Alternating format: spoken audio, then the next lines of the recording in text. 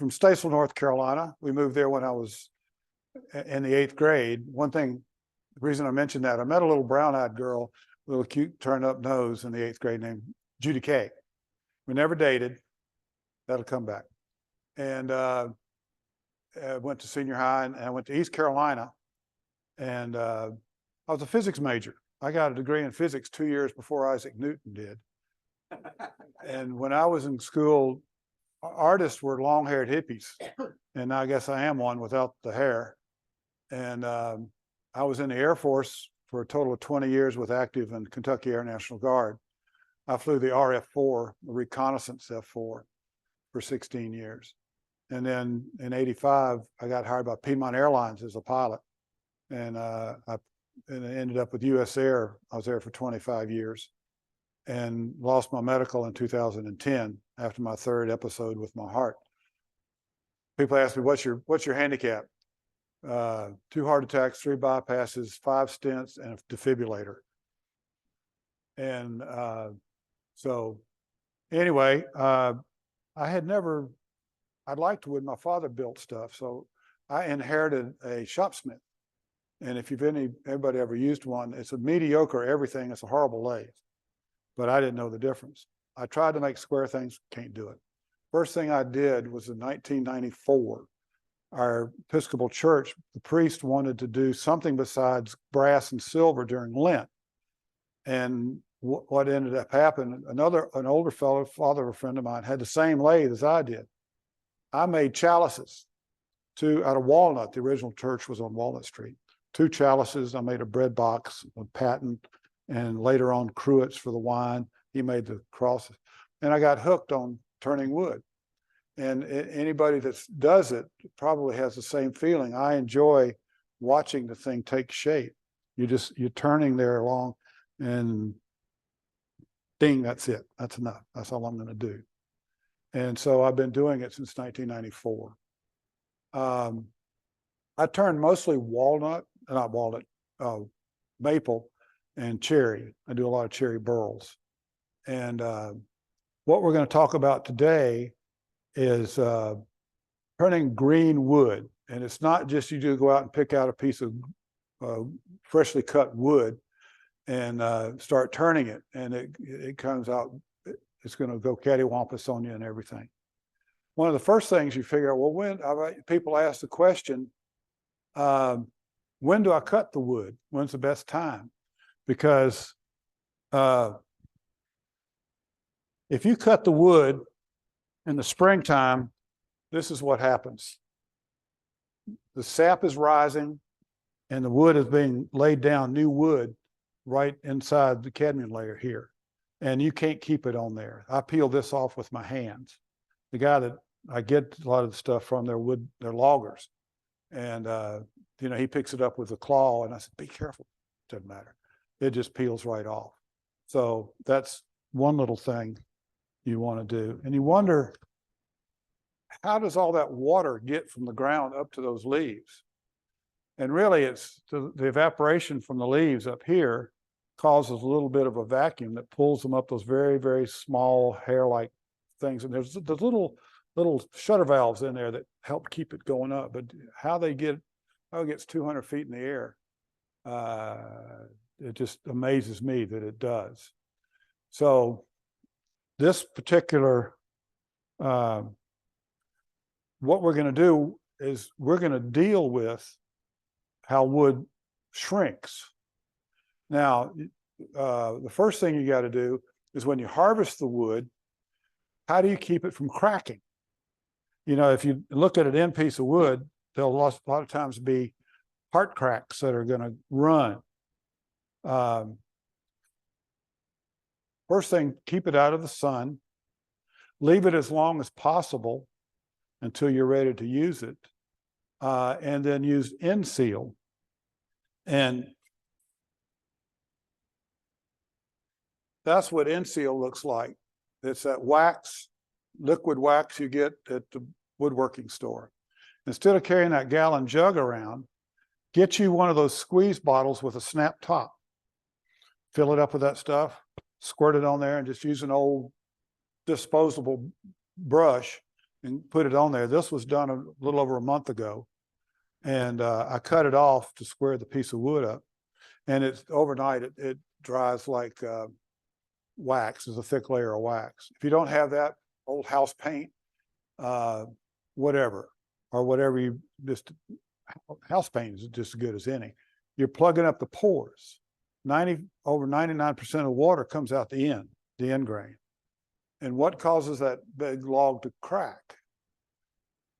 Wood, not to be a smart ass, but I read it somewhere on Google, that wood shrinks somewhere between 4 and 7% in girth only. Like if I lose weight, I lose girth. I don't get any shorter, thank goodness.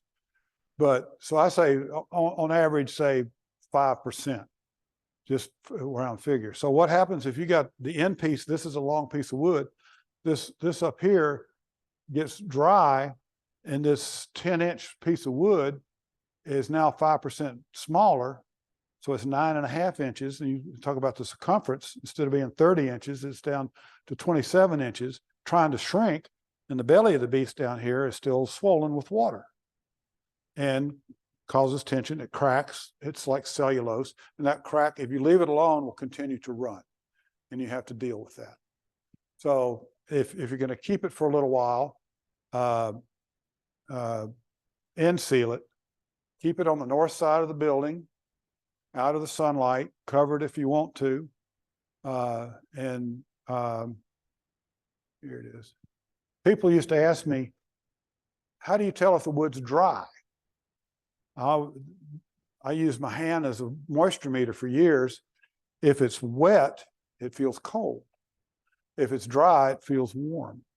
Well, for $20, you can get a moisture meter like this, and it's got different grades of wood. And this thing was cut, and it's, like I said, the tree was cut about a little over a month ago, still at 24%. And you want to work with it. The other enemy of wood is mold. Mold grows above 40 degrees. And that's why your refrigerators are at 37 degrees. And so you want to get the wood down below that, or below 15% moisture content. And I'll give you can you see on the camera here? I've got this good friend of mine, Doug Kerrigan, down at Kerrigan Farms. He's got he gave me a bunch of wood, some beautiful ambrosia. I mean, he got 3 trees full. That's more than I can do in a couple of years. And I said, man, I wish there was some way to keep this from turning brown. He says, why don't we put some in my walk-in cooler? He had like a 6x15 walk-in cooler for his farm stuff that he does. And I kept a piece of wood in there for a year. And let's see here. I'll just, where is it? Now, can you see this?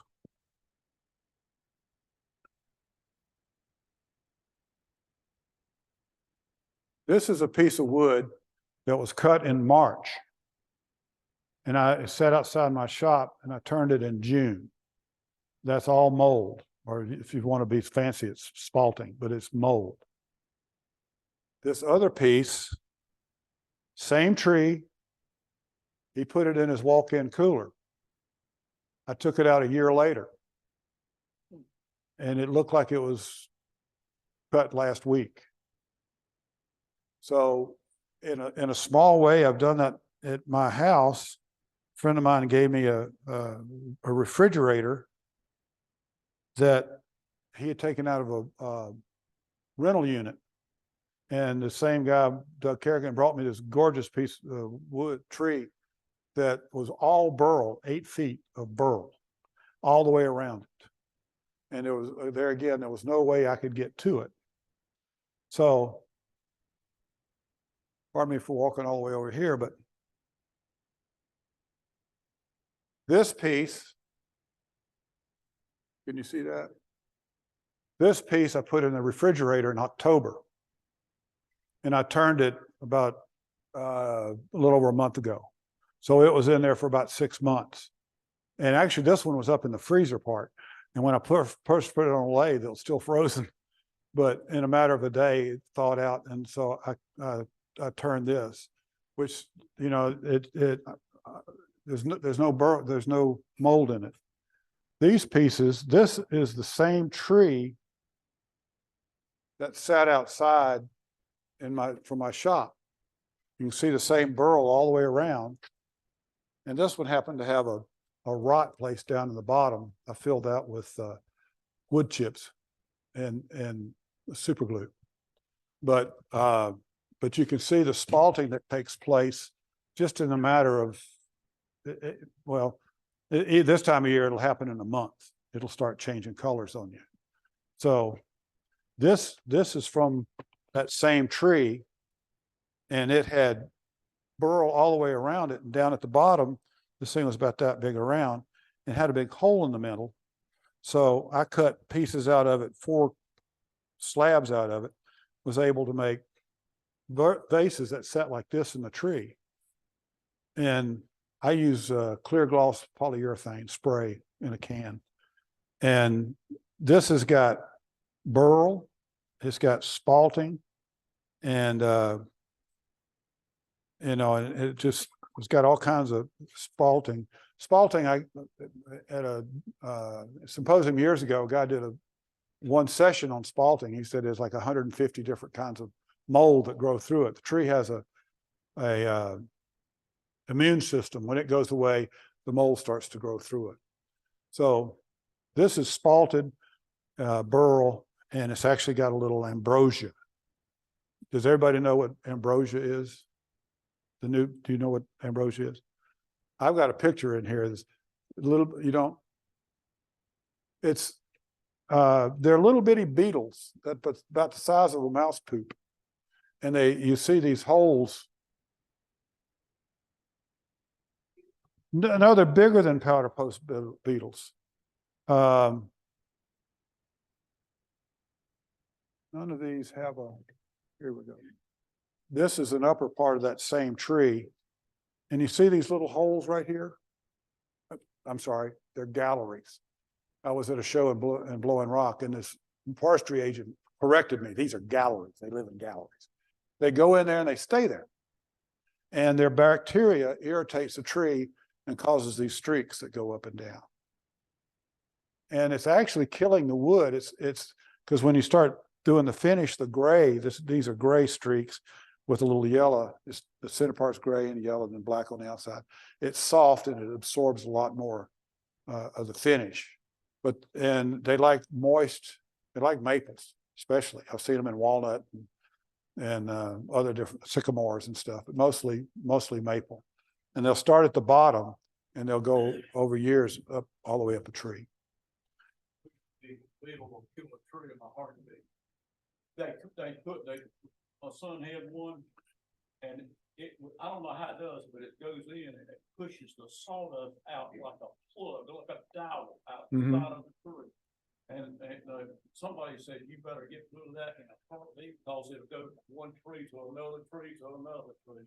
Now, I hate to disagree with you, but I don't believe that, because the only living part of a tree is right here under the bark. And unless the beetles that kill trees go around and eat the cadmium layer. And it was he had it, I saw it, and they called it, I don't know, but it's like born in from the side, and it's born in, it's actually it pushed out the sawdust, and it didn't fall off. It was like it was glued together. Yeah, I've Googled it, and they say it's frass, they call it, but I've never seen it. Frass, another name for poop. Somebody told him, said, you need to cut that tree down now because it'll hit from another tree to another tree, and it's not hard to even stop it. Well,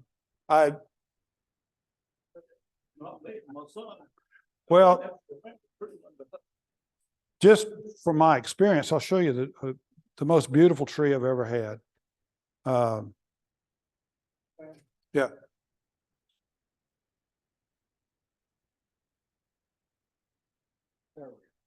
Yeah. Okay, that's not a maple. What is that? Oh, really? And cut it down. Did it kill it?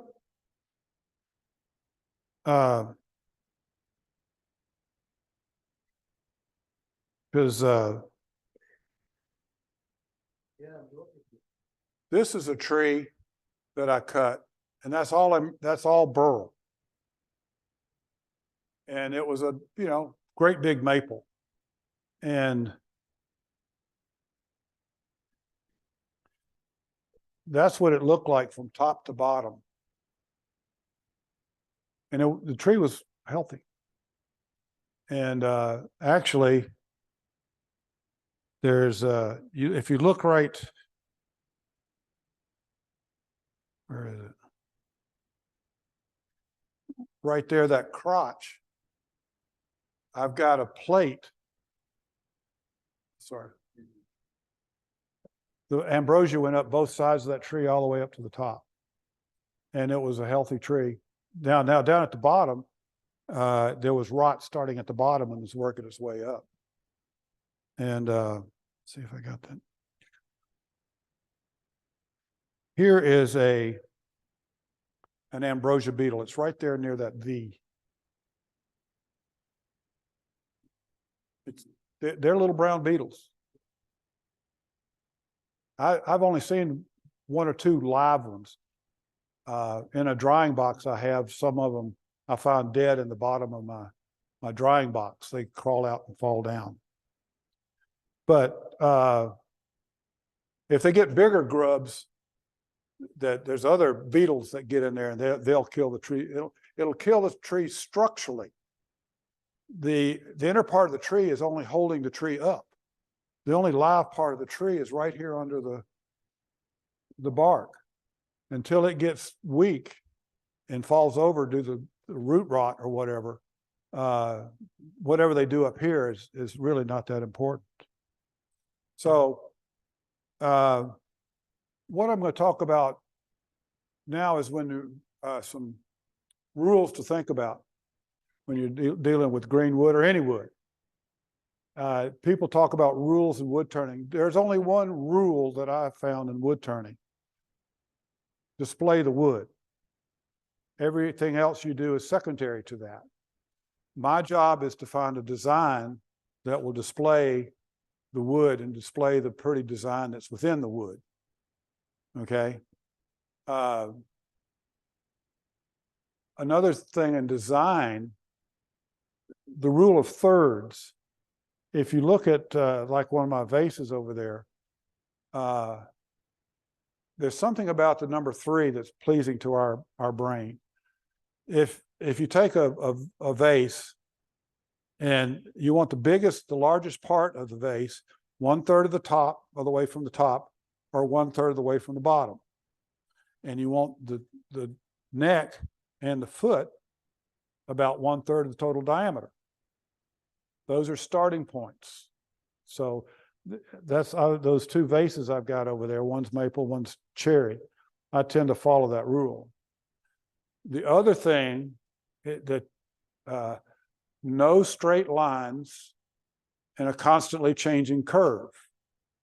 Now you can make straight lines, but you want your eye to look at that thing and follow it up through the natural curve of what you're doing right there. The other thing, I call it the 95% rule. Don't be greedy with that piece of wood. That's a beautiful piece of ambrosia. Unless you're coring out, that's a whole nother story. I don't do that. 95% of what you're dealing with is going to be on the floor. Either the inside or the outside of that log is going to be on the floor. So it's just wood, and it's like corn. It grows back. There's more of it out there. So I have turned a piece this big that had ambrosia in the middle and turn off 2 inches of sapwood to get down to having a pretty vase. I'd rather make a pretty small one than a blah big one. I sell mine. I go to some shows and stuff. So we've cut the tree down. We've got it sitting out in our yard now. When you get ready to prepare it for the lathe, all right, there's really only two ways to cut wood, either in grain or side grain. I mean, you stop and think about it, yeah, that's about the only two ways you can do it. And so when you look at the end of a piece of wood, let me get this speaker back. Oh, sorry. Quite often, the center line of that log is going to be off center. Now we're starting to getting into symmetry so that you have a symmetric bowl. All right. Now there's two ways. If you've got a thing like this, you can make a bowl this way, which is kind of the traditional way, or you can make one this way. And this one gives you that oblong shape, you know, it looks like it's oval, but it's round. But when it shrinks, it becomes more oblong. So what you need to do is take a tape measure and go and just move it around on the face of that thing until you've got from that center point an equal distance from here to here. And that's what I've done with this when I cut this piece off. If you look at that, I'll send this around. This was 5 1/4 either side of center. This was 7 inches. This was 5 inches down here. So when I cut it, what I do is I go here and I might draw that line. I go to the other end of the log, draw the same line, and then use my chainsaw to go between the two and line that, try to hit that chalk line so that I go right through the center. Oh, I can't. You couldn't see it through my back. Okay. Camera's not that good. All right. So what you're trying to do is you're going to, when you lay it down, you're going to cut it. Which way to which? Here. From here to here. You know, so you've got, and this will become important here in a minute. And when you cut it like that, that heart should be right on the upper top, which would be the lip of your bowl, but we're not going to leave it there. I'll get into that in just a little bit. And also, this shows you what the wax does, and that shows you what I'm talking about measuring. So now I've cut this thing, and I used, just to save some time, I've got some discs, you know, laid it on there, and I cut the corners out. So what I'm going to do now is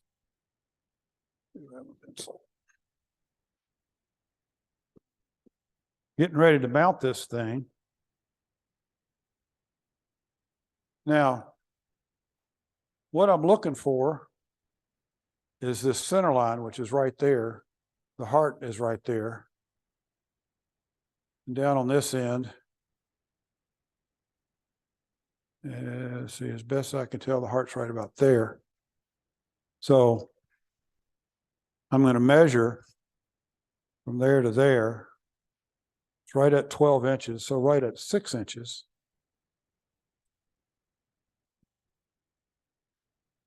Now, as you're looking at this, what I have here, I call that the pith center. And we want that to rotate the center of the pith in the same plane. Because if you do it like this, the pith is like this, and when it warps, it's going to go cattywampus. And then the other thing that we're going to look at, and that'll show up a little later in the turning, is what I call the bark axis. And we're going to balance that out too, so that we will have there again, when it shrinks, it'll shrink equally on both sides and give us a nice even shape. Rick Erks, I'm a cradle Episcopalian, and I'm fairly regular about going to church, but I'm a devout plagiarist. Everything I've learned, almost everything I learned, that I use, I've learned from somebody else. Now, if there's something that I've thought of myself, I'll try to tell you. Now, the whole thing about this pith and bark axis is just the way I keep it straight. And Rick Irk showed me this. I have a 1-inch spur drive, and this is a safety feature.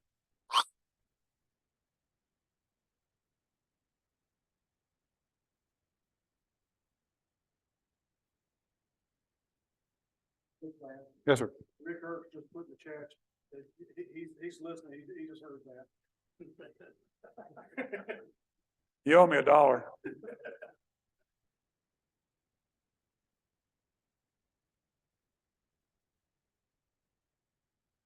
If you've ever turned anything like this, and you put your spur drive in there, and something as it goes along, it may spin out, and the thing may come loose. I've got about a 1/4 inch, so that if that thing loses its grip on the wood, it's not going to go anywhere. It may wobble a little bit, and I can tighten it back up before it departs.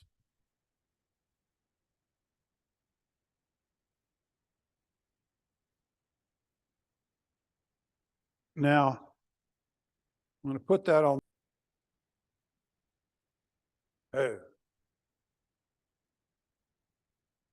Now, what I'm going to do here is get this as straight up and down as I can. Which way it's locked?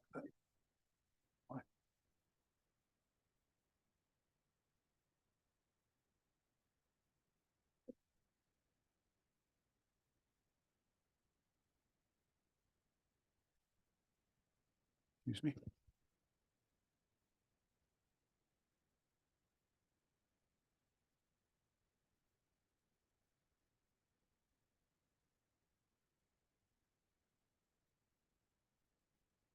What you can do, a little piece of tape there, and with my pencil, I'm sorry, so right about there is one side. Oops. And that's pretty close. Now, that's the pith axis. So that thing looks like it's going pretty straight. Now, if you also will notice this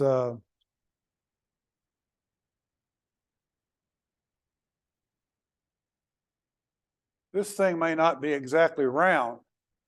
It may be, instead of it being nice and symmetric with that side, it may be a little like this in there. You just have to deal with it. You'll have to get as close as you can. Also, I should have brought my chisel. Try to take some of these things off. And also, if this thing's got ambrosia in it, I'm trying to see if this one, you can see little size of a pencil lead hole that's going through the bark. That gives you a chance that it's infested. And there goes a roach. That's a big one. But I'm trying to get these off so they don't fly into people.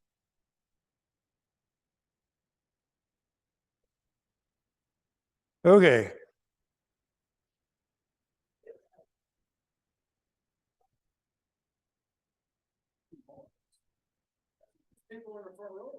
Yeah. Okay.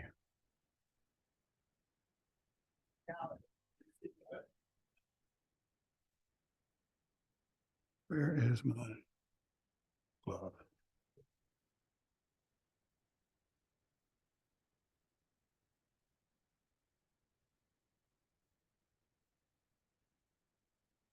Oh, well. Now I use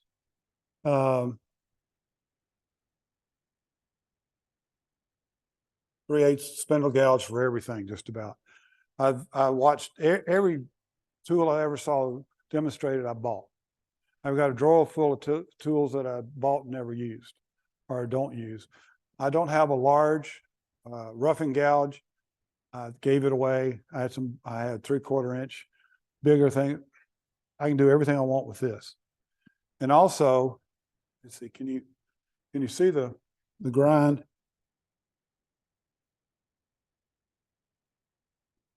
They call that a finger grind. Let me hold it a step back.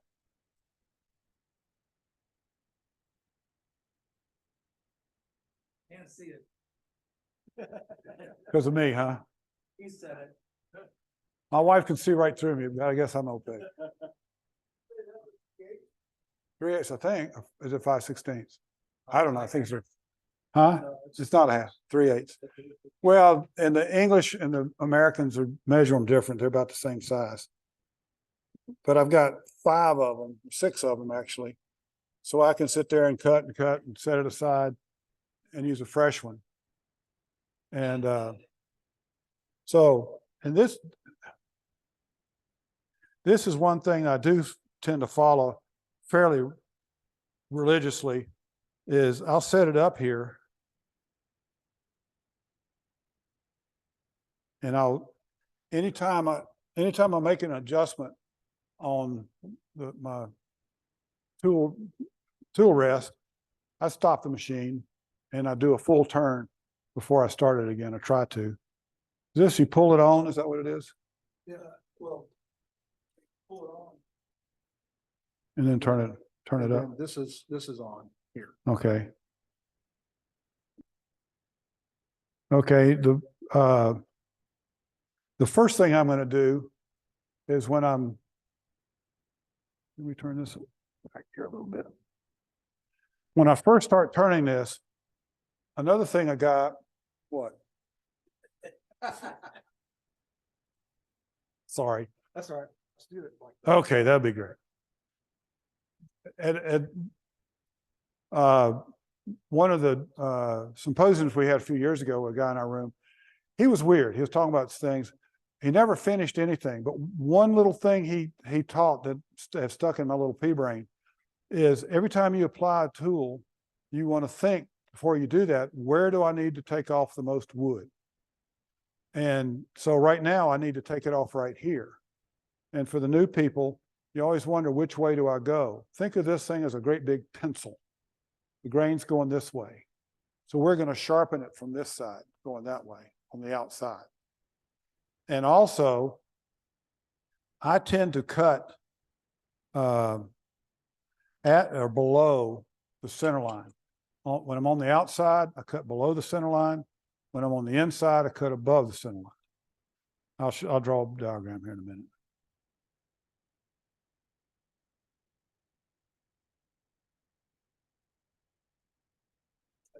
Oh, let's start that.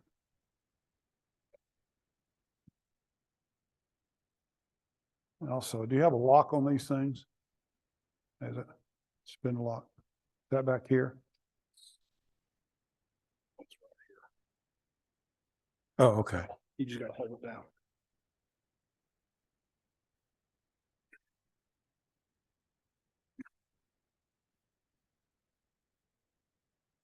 We had a demo by a guy I didn't much care for, so I won't use his name, but his initials are Lyle Jamison.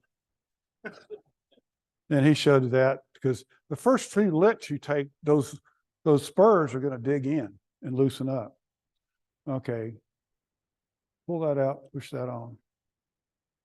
And I generally, I don't pay any much attention to the RPM. I just turn it till it starts to right. And what I'm going to do now, I'm going to do what I call a pivot cut.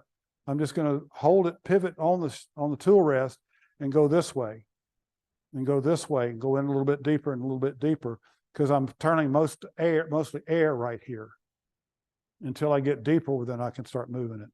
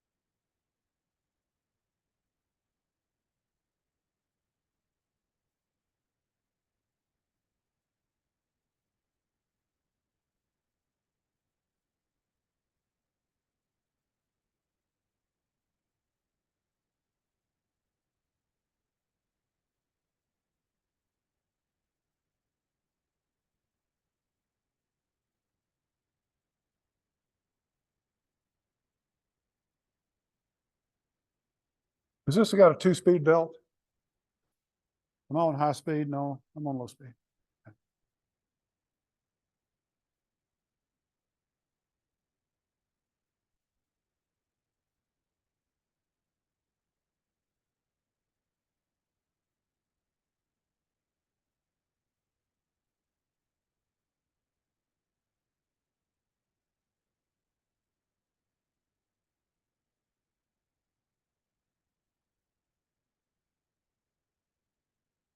Got the beetle on the run. Yeah, somebody's after me. Okay, now I'm gonna look at this. See, I've got both ends round. So I'm gonna do that pencil check again.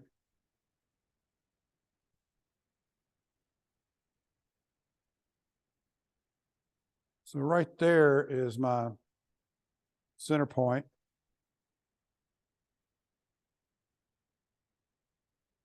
Go around the other side.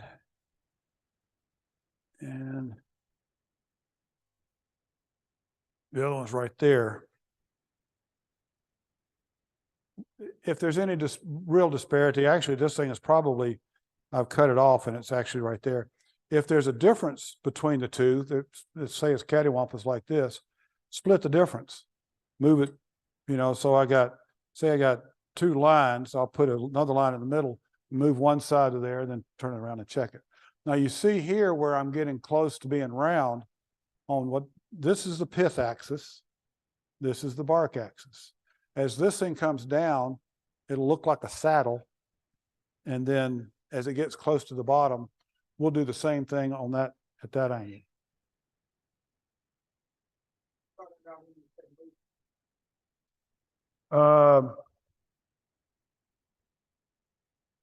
Let's say this was off. Well, you see where I am now. I take this loose and move it here. You only may move it 1/8 of an inch here, which will make a big difference over here. So I'll move that till I see that thing lines up with the point. You'll see me probably do it with the bark side, and I can still see my center line. So quite often it'll be within that circle already.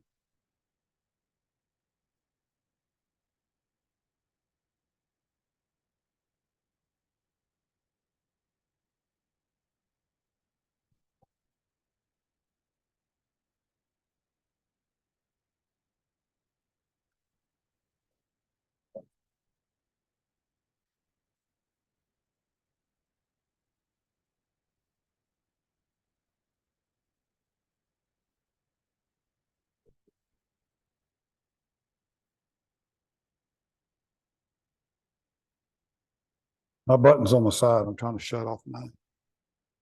While I'm here.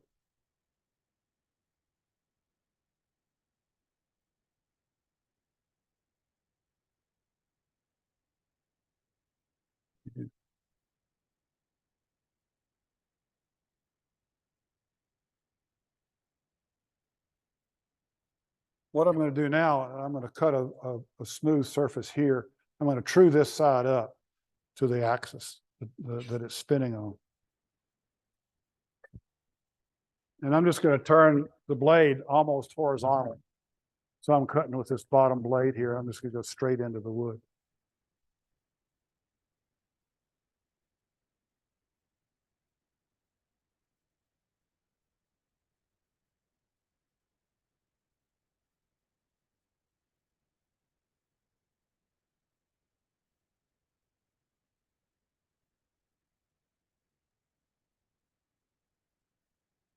Now, those heart cracks I was telling you about, this is when you deal with those, if you have any.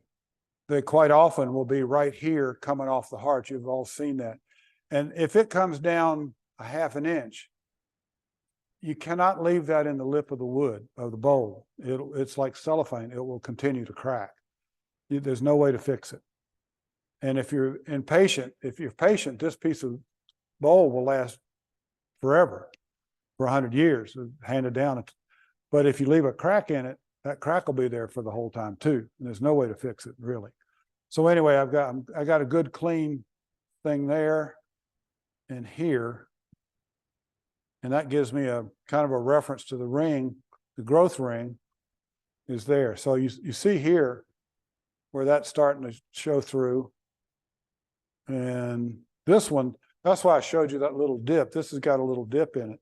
So we're going to have to estimate what we're doing there. Now I'm going to go down to the bottom.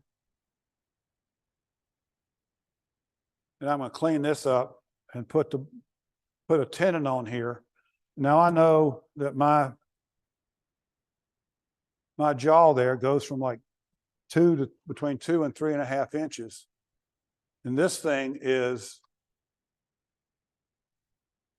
10.5 inches across. So if you want something to be real stable, you use about 50% of the diameter. If you want it to be a little more artsy, you'd use down around 25 or 30%. So if it's 10, I'll use about 3 inches on the bottom. So I'll preset this. Now Rick will disagree with me. He's got one of Rick's tricks of a different way to do this, but I don't understand it. He's up there somewhere.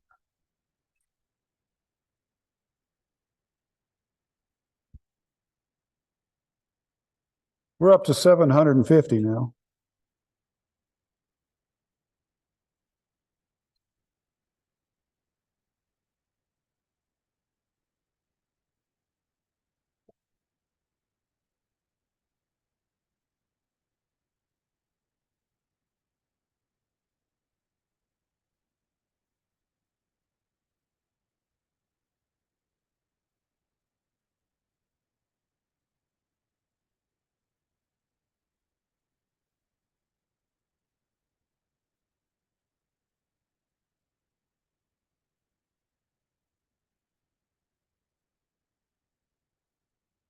It's also a good idea whenever possible to keep this center point because you're going to turn it back and forth here later on.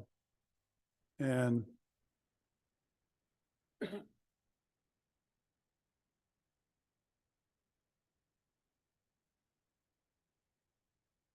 only 3 inches.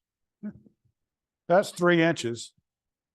So what I'm looking at now is that's going to be my tenon and to grab a hold of it later. And then I'll turn it down a little bit, get rid of the tool marks and use that as my platform to sit it on. So now where do I need the most wood taken off? It's right here. So I can make a smooth transition from here up to here.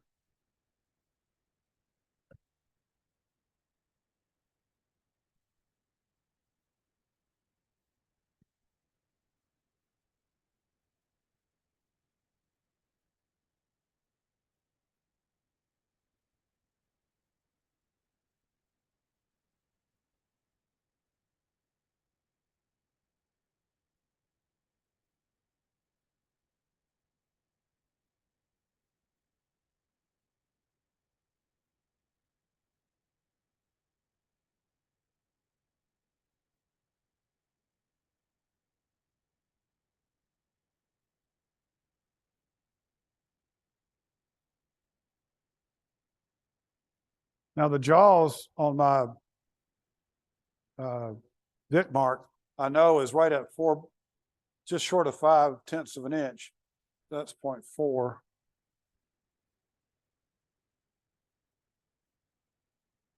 And now a little scholastic thing.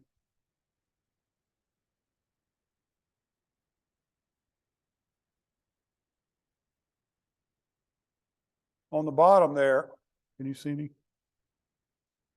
We need an X-ray camera.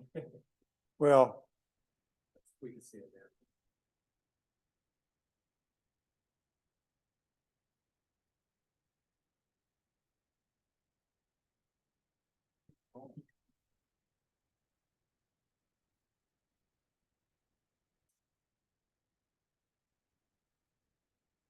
okay,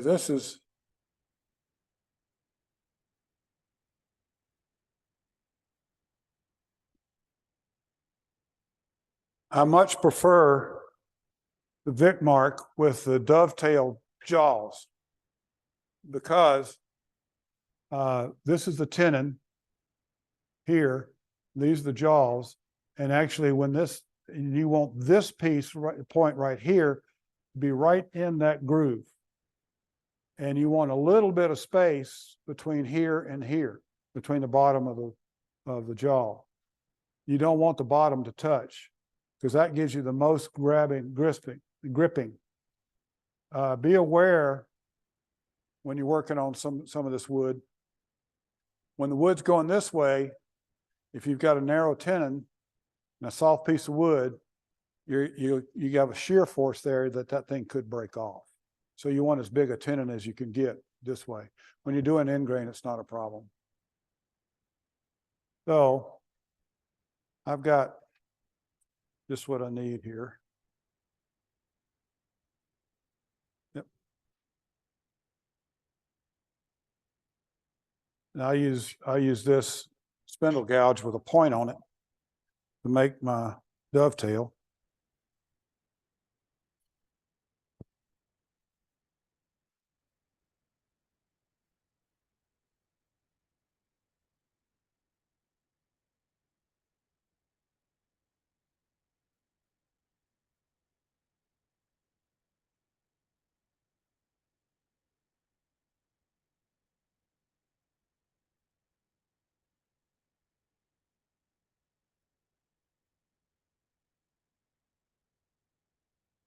I may have been premature on that.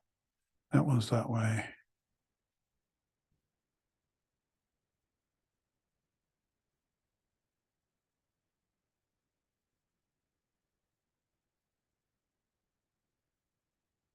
I'm going to cut this off. Let's do it again.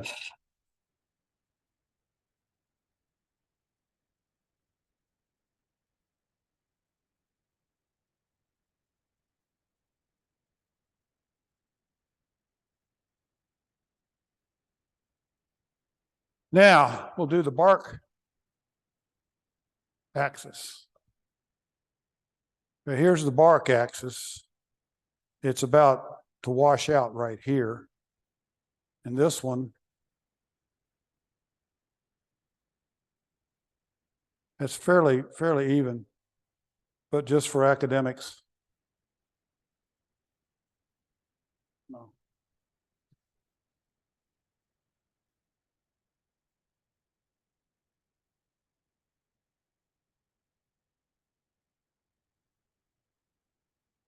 Let's say this was a little off this way.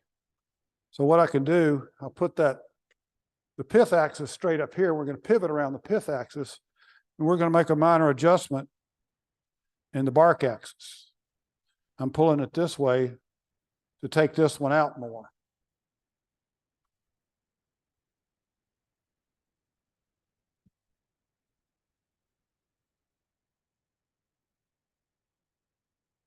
And you can see that I've only moved it like 1/4 of an inch.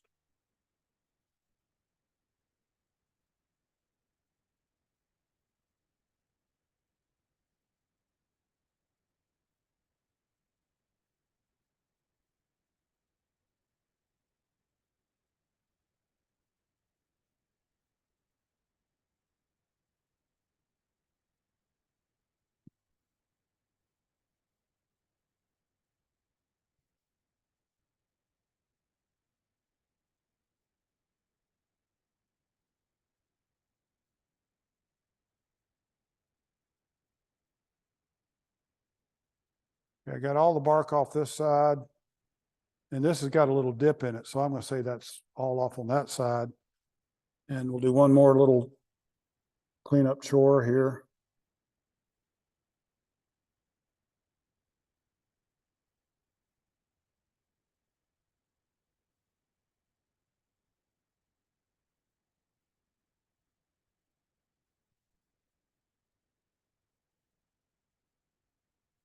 All right. Now I think we've got our pith axis. Both things are in the same plane. And over here, they're both in the same plane.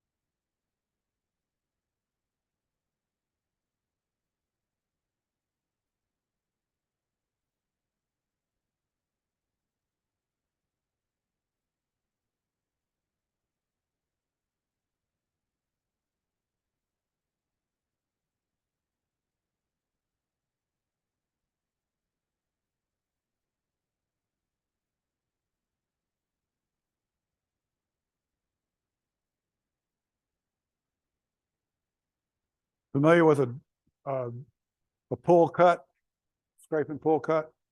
Use a little one of that right here.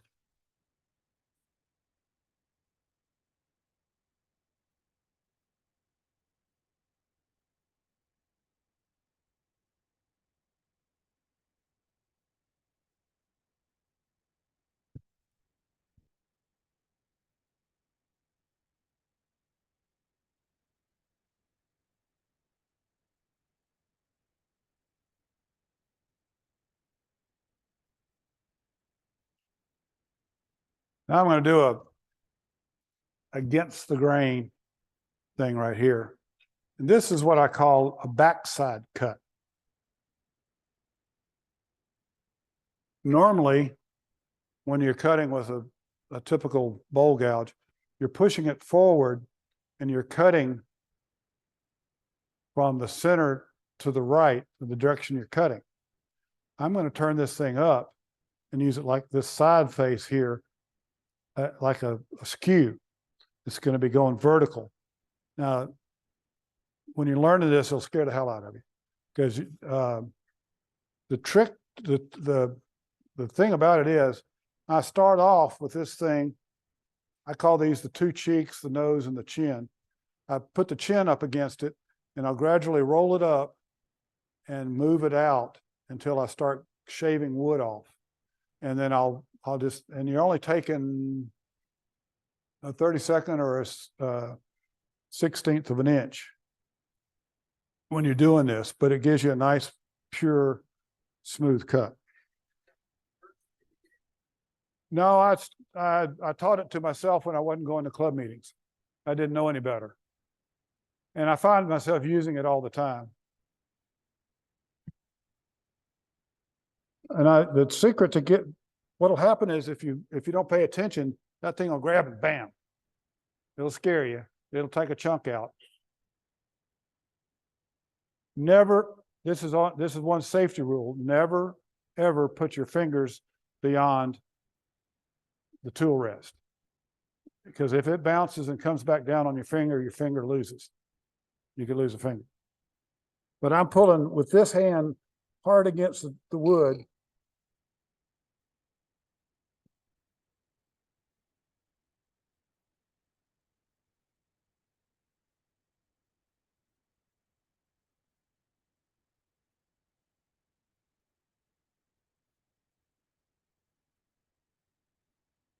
Okay.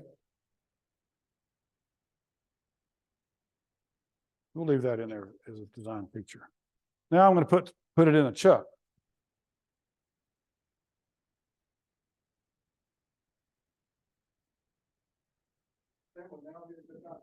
Yes. What you need to. Let's take a break and put it around.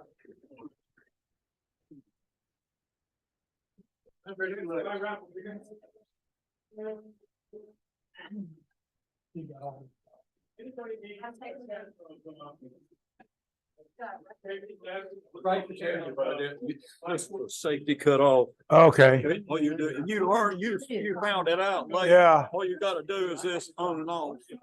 Because mine doesn't have that. It's just got this. Yeah, but that's just in case you, Thank you. play on, slam it off. So I got a question on the refrigerator deal.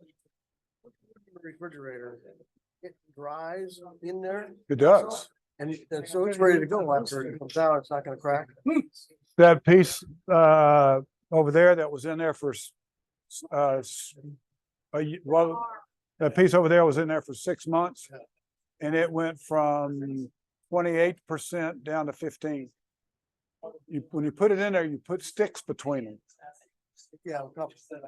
If you got more than one, you stack them up and put sticks between them. Okay. So that it dries. And a kiln, it's a freeze dry kiln. And actually, yeah, well, that stuff I showed you from his walk-in cooler was in there for a year. And we did sticks in it. And it was just beautiful. Absolutely beautiful. We put sticks about 2 sticks between each one. ready to go and not cracked. Didn't crack. It was down to 15% or less. Put that stuff on the ceiling. No, I generally don't do that. I'm too fucking lazy.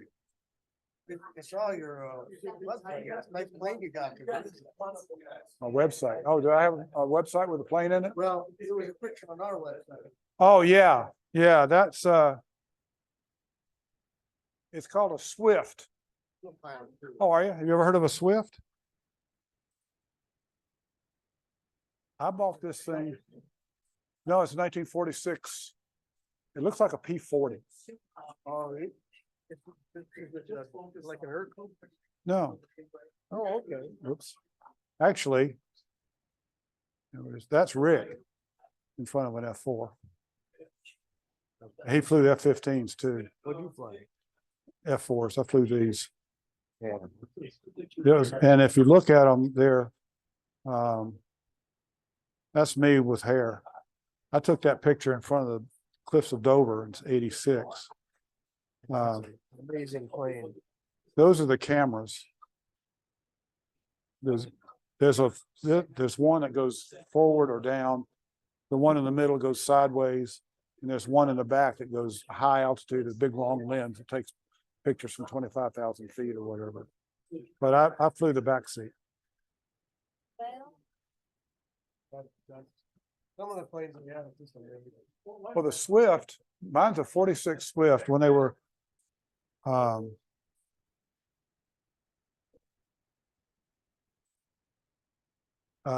they originally came with a 145 horse. Okay. Mine had a 125 driver, and it was very underpowered. The original was 85 horse.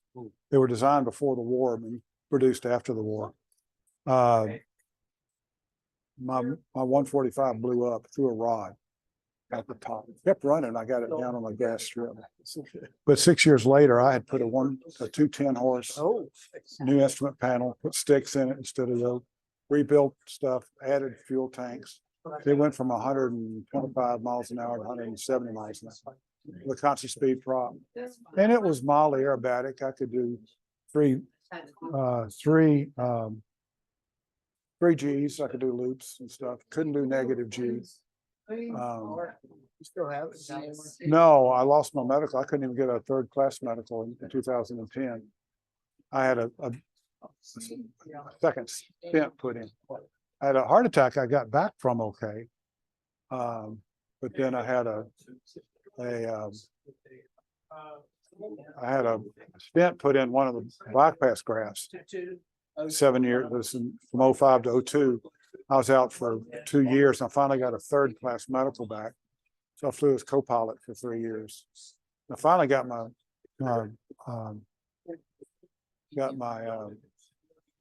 first class back. And then I had another episode and had to put another stent in. They used 2 arteries and 1 vein, and the vein graft has now got 5 stents in it. So Well, you're lucky. I am, considering my ejection. You know what ejection fraction is? Ejection fraction. They measure your left ventricle fully expanded and fully contracted. And that should squeeze about 50 to 60%. Mine's only putting out 25%. So I'm at half horsepower. But still here. Yeah. I gotta get a lathe like this. I've got a 1952 Delta. Oh, really? Got belt rise, have to change the belt on the plane. Yeah. Change the speed. I had one for a while like that. It came from a high school shop. Like it. Me, it works. It's just, it's normal. What I did, I bought a 1-horse electric. And you can get 1-horse electric motor with a variable speed.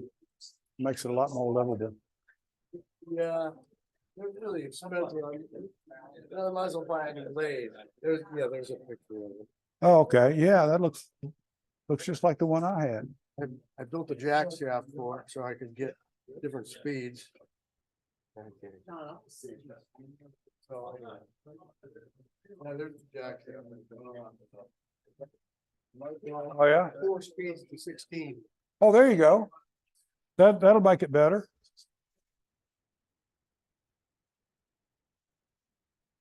Nice. Yeah. Well, when I bought my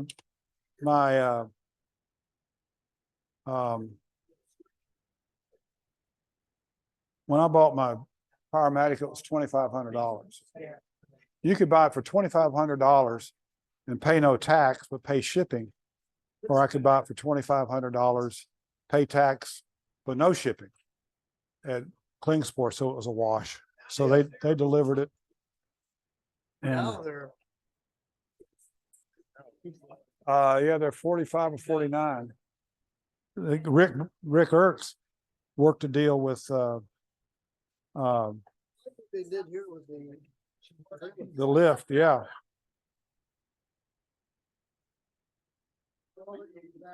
Well, I'm just take this thing out.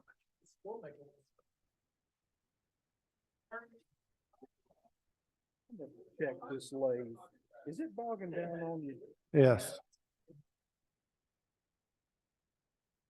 That's why I asked if it was 2-speed. It's on low gear. Yeah, it is. Huh. Is it? Well, if it's like, oh, wait a minute. What is this? Oh, was that in the way? Might have been.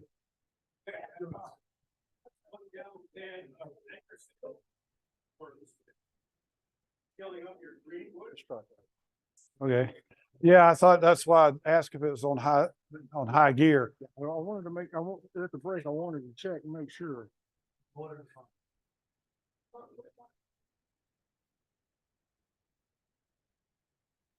noticed Jack was turning his cowboy hat, was doing the same thing.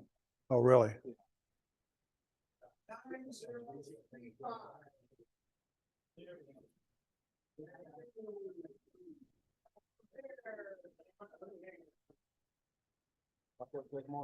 I do. Oh, there.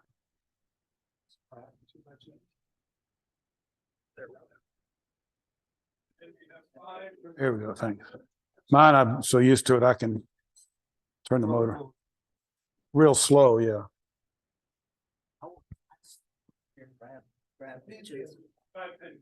I've been turning in them so long. That I just want to turn, I just want to make a big shape.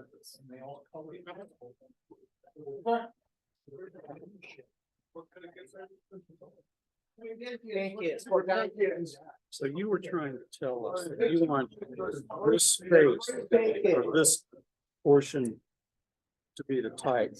No, you want it to be tight down here. You want a gap right up here between this part. See that gap right there? Right there? You want it to be tight down here and not touching there. So that's where you get the best hold.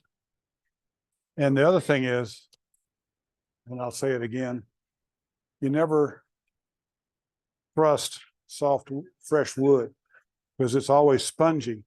And almost whenever I shut it off, almost always tighten it up. And I'll start with this thing. With this because I can. You flip it around, do you ever find that this is now? I don't, well, that's what I was just checking.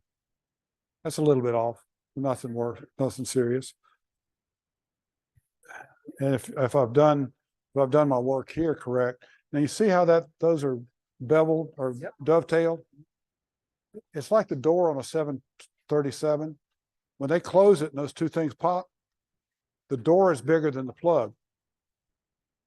And you could open that handle, nothing's going to happen because the door will not go out.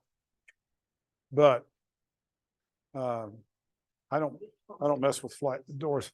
We had when I was on the 7-3 as a co-pilot, we took off out of LaGuardia, and it was an old 737-200, and we were climbing out, and all of a sudden looked up, and the cabin wasn't pressurizing.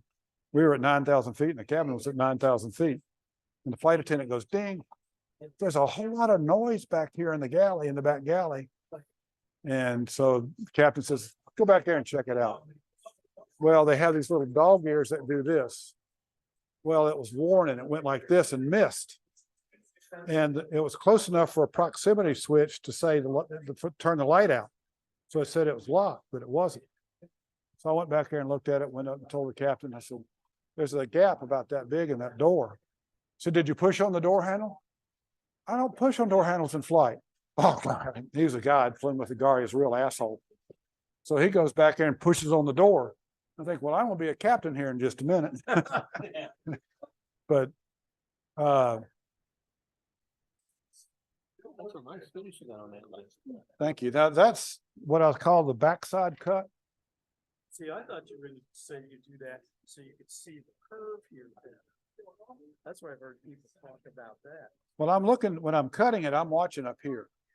I can feel right there. You don't see it, but run your finger on it. You can feel it. What I'm doing is if I did it from here, now, right face, left face, nose and chin.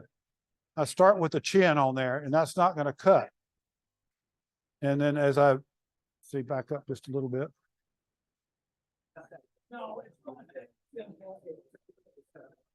Now you see it's a little out of round. I'll use that to fix that. Now I'm rubbing on the chin. I'm gonna bring it up. And I'm just, you see where those shavings are coming off? Yeah. On the right side of center.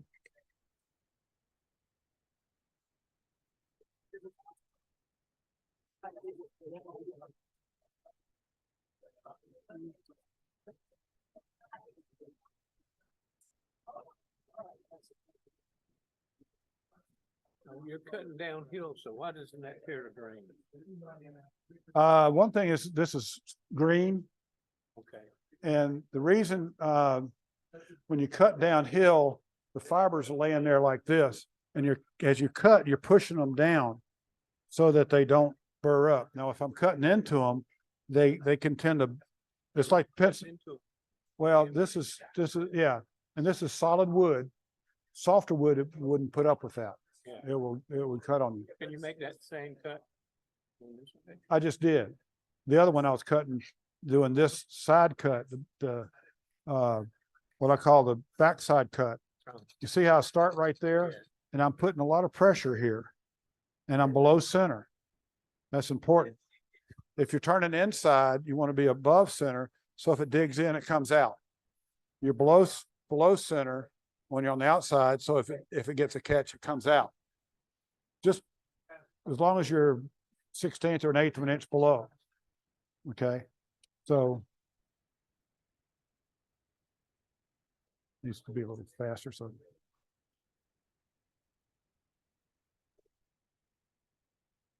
and you're just getting these real fine shavings. I don't really give a shit about the fine shavings. What I care about is the fine finish. Oops.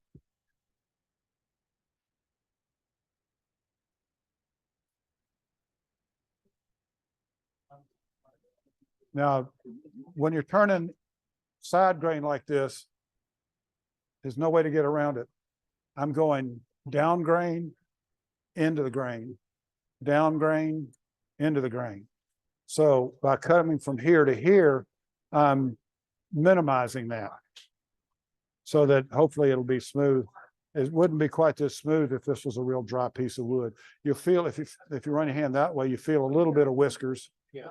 And on this side, you don't feel that. Oh, yeah. Down grain, up grain.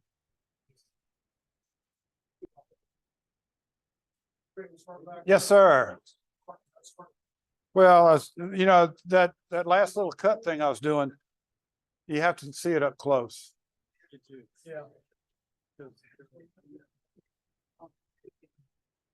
All right, guys, if you get our seats back, we're going to let Sam finish turning the bowl.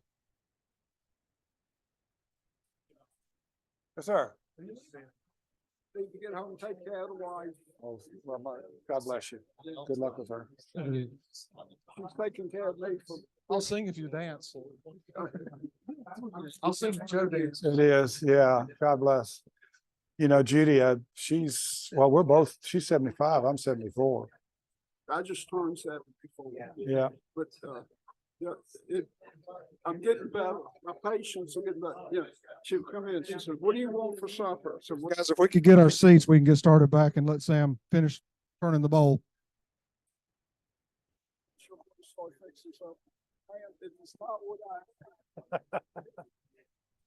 You just gotta love her.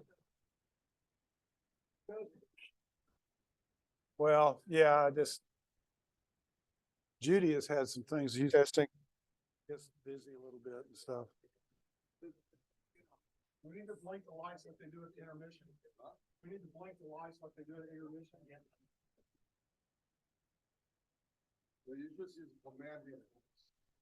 Take your seats, please.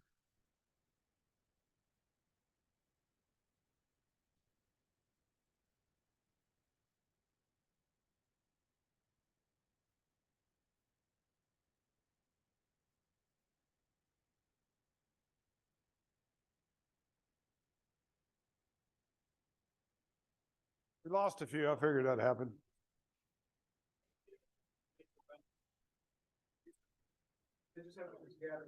Okay. Where we are right now, I've got the bottom of this thing to a point where I can sand it. But while people are sitting down, let me show you something. I told you about that looking at the this is the pith axis right here. Now I got that straight. And then on this one, this is the bark axis that we made adjustments on. You know, you do it like this and you adjust the bark axis around there. And then when I finished it out, I cut this one on the 28th. So about 10 days ago. And this is about the thickness for just an everyday bowl. But if you look down in here, I'll pass it around. You'll see the grain pattern right here is an H or an X. That tells me I got it right. So what'll happen? So what happens is this thing was at 35% when I cut it. And now this is 11, right at 11 and a half, 11 3/4. It's already shrunk 1/4 of an inch in girth and none in length. It's like less than 1/10 of 1% in length because the cells, you know, are tall and fat and they just shrink this way. So, and it may be a little bit more, 11 and a half and 11 3/4. But look at that X pattern. That's what you're looking for. If that thing's over here, that means you didn't get it on those two axes in the right place. You probably were out in the bark side, but that's the proof of the pudding right there. Now this thing is down. It's been in there for. I put it in right here. You see this grain pattern? Oh, that grain pattern. Yeah. Yeah. Now here's a. Let me see that thing. It's still at 20%. So it was at 35 when I cut it. I have. I think it's a gimmick. Because what happens is, and one other thing when I'll get some time, I brought these other pieces. As this thing dries, now you see that this piece here, I told you that I cut this probably 20 years ago, cut it thick. And when you cut it thick, it's either a 1 inch or 10% of that diameter. So if you got 15-inch diameter, you leave this about 1.5 inches. And you set that in your basement somewhere and let it dry. And you're going to cut it, recut it, and there should be enough wood here to get a true circle. Okay. When you do what I do,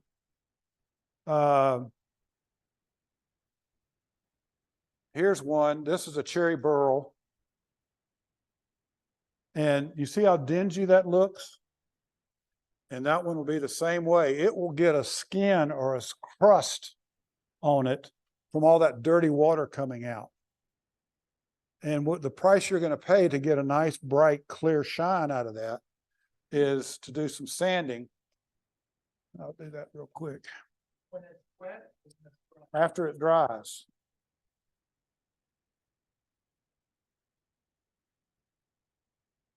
This is 40 grit.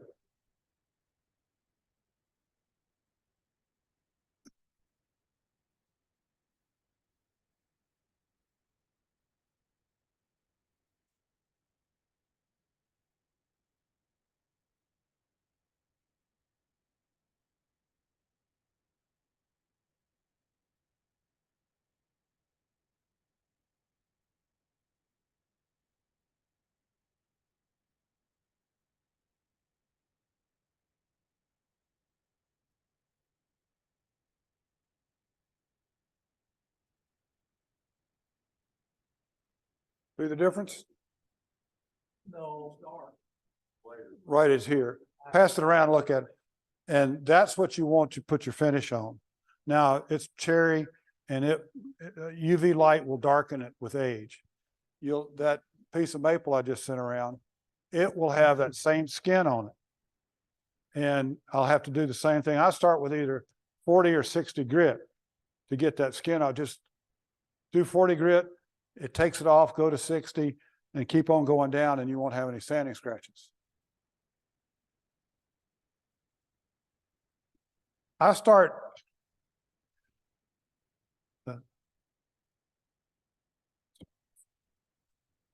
oh, by the way, I showed some of you. I use this Tormac to sharpen with. This is at least 20 years old. This is brand new. And that's how much I've used. Now, if I was using a Wolverine, I would have replaced this a couple of times. Wolverine's a whole lot faster, but it eats up a lot of steel. And the Tormac, that thing's only doing 90 RPM and it doesn't put out sparks. How much time we got? About 3 minutes ago.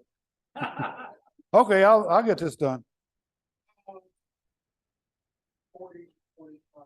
Okay. Is he gonna be serving snacks? Coffee?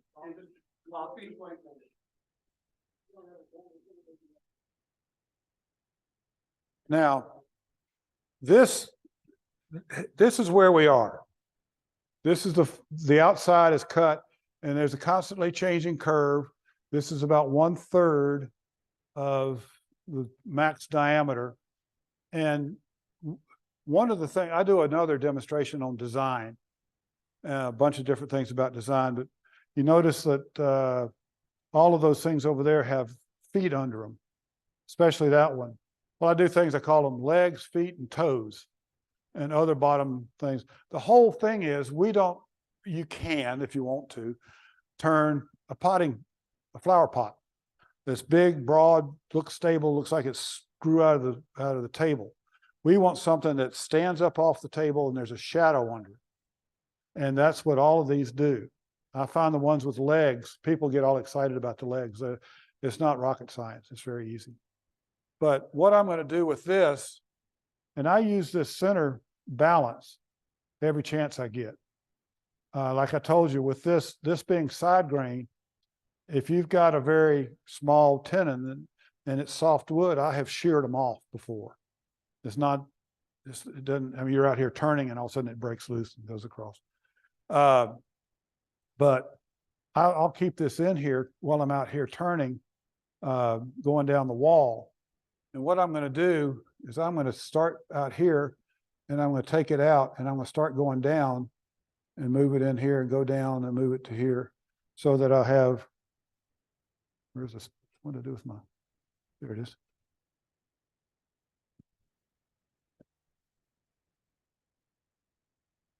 So I end up with a wall thickness like this. About, for showpiece, my goal is 1/4 inch. For a fruit bowl, a salad bowl, 3/8 of an inch. And there again, remember I told you what causes cracks is a disparity in water distribution. You got this log that's this big, 10 inches, and now it's trying to be 9 inches up here, or 9.5 inches. That puts tension in there because of the distribution of the water. If I cut this like this, let's say it's 1/4 inch, it's got 1/8 of an inch either direction to get out. And so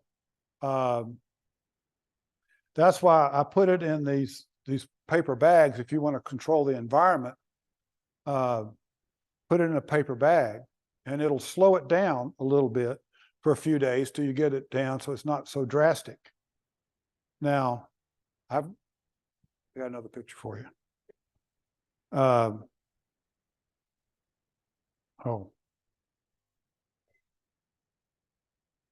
This little red thing was my airplane that I had for 25 years. The solid red one. I was flying it one day with a 145 little 6-cylinder engine and it threw a rod out the top of the motor. And it kept running on 5 cylinders till I got it on the ground. You had a heart problem. That was a couple years before my heart problem. Yeah. You're right. But you know, these things happen. You go, okay, this is a bad dream. Wake up. That didn't work. Smoke all over the cockpit. And you go, no, this is a 1946 airplane. And you go, and I fall back on what I taught students that I'd learned. I maintain the aircraft control, analyze the situation, land as soon as practical. Okay, I can fly. And I moved it around so it didn't shake too bad. And I could maintain flying airspeed. Okay, I could land down in that field, but I can fly. And I flew about 5 miles over and landed on a grass strip. Were you able to fix it? 6 years later, it looked that red. I went from 145 horse to a 210 horse. New instruments, sticks instead of a wheel. Went from 125 horsepower, 125 miles an hour to 175 miles an hour. Perfect. Could you fly No. straight up? Yeah, I could do airback. Matter of fact, I had found a problem, I was doing loops. And I went, that didn't work. I'd done it before.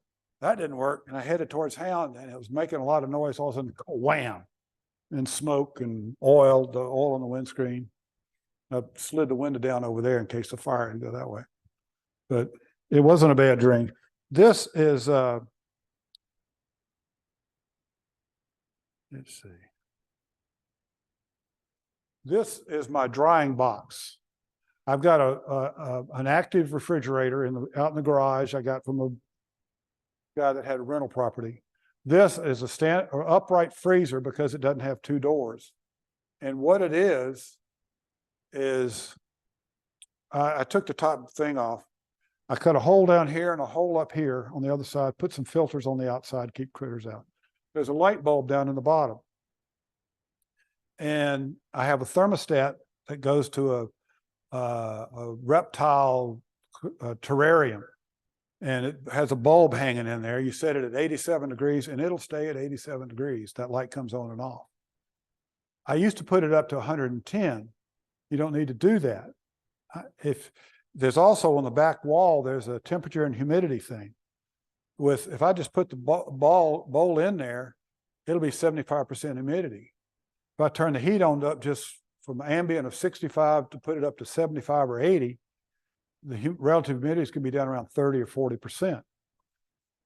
Yeah, and I have no fan in there, but it's that low humidity and not so much the force of the heat that instead of it taking a month or 2 to dry in this bag, I can dry it in a week.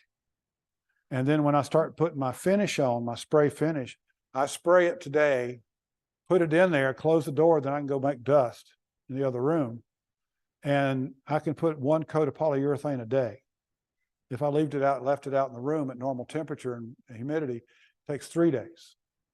And then I use a spray can, and people ask me about they say you're supposed to sand between each layer of polyurethane. You don't. As long as you put another coat of paint on within 72 hours, it's still curing and it will bond. I've never had anything peel. So when I'm down to where it's all wet, I'll wet sand it or dry sand it at 320 grit, blow it off, tack rag it, and spray it about 2 more times, and it comes out like that without buffing. Dishwasher, and I found that there is a very hard skin after I leave it in the kiln for a few days, and when the moisture drops in. Is that? That's what I was just talking about there. You'll have to sand it to get it off. Oh, so that one is one that you Dracula. It doesn't really matter whether it's in there. Doesn't matter. It's not that process that causes the hard skin. Probably if you force it, like putting it in a microwave, all that juice bubbles up to the top and it just looks like gunk. But yeah, it is. And that's why if it's like with cherry burl, I turn cherry when it's green and it does this. You turn it when it's hard, it's concrete. And when you turn it green, you let it warp. It's a design feature. There'll be like you saw there, that one, where I get down to the fresh wood, then it's pretty. The same with that maple. When it dries, it'll have a hard skin on it. And as you sand it, you start with 60 grit if you want to, or 80.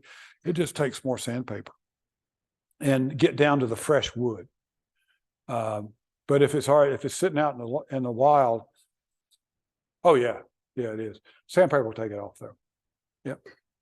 All right, I'm going to start out here and work my way down, and I make a little variation as I get down there.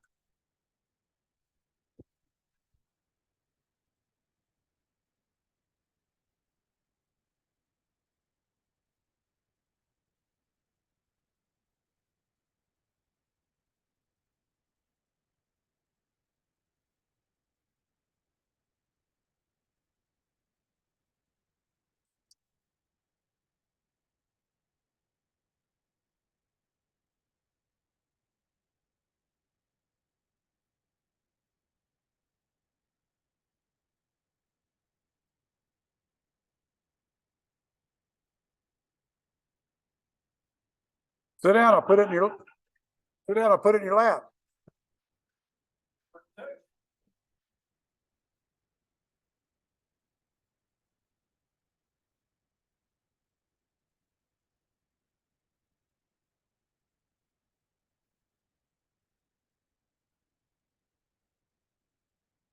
Now, I was telling you about sharpening a pencil. You always wanted to go down grain. And on the inside here, the grain's this way, so I am going down grain almost all the way. A little bit like this one, when I'm cutting here, I'm going down grain. Up here, I'm going up grain. This, I'm going down grain, a little bit of up grain, but I'm coming this way, which, makes it a little bit easier. Oh, I'll figure this thing out before I leave. Whoops.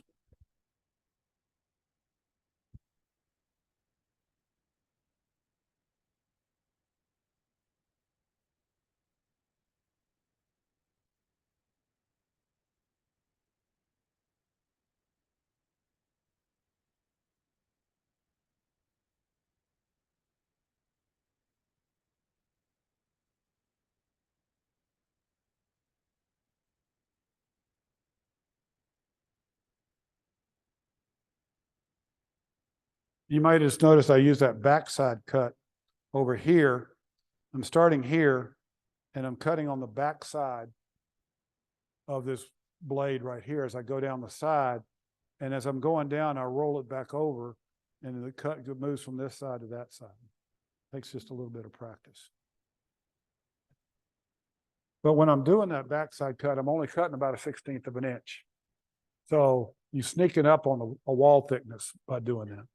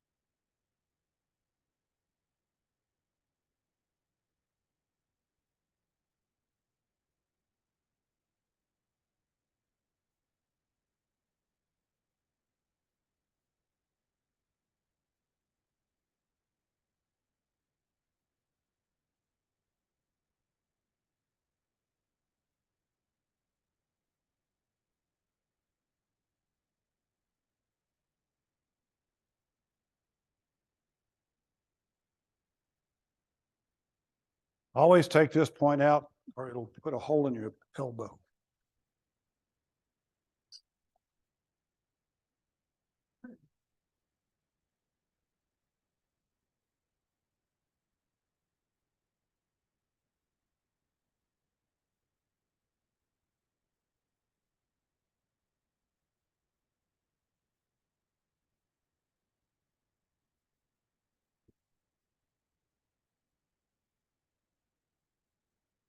Also, I never trust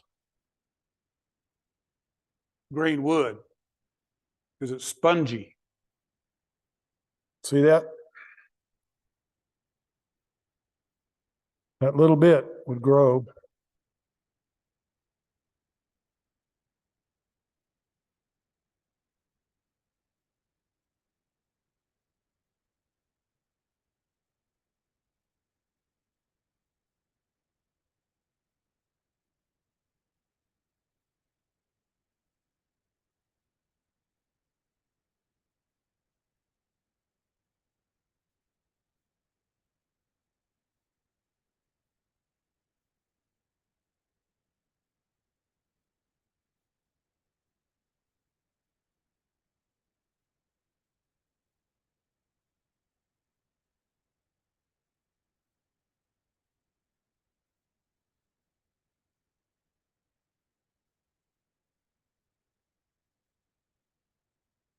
Okay, where we are right now is right about here.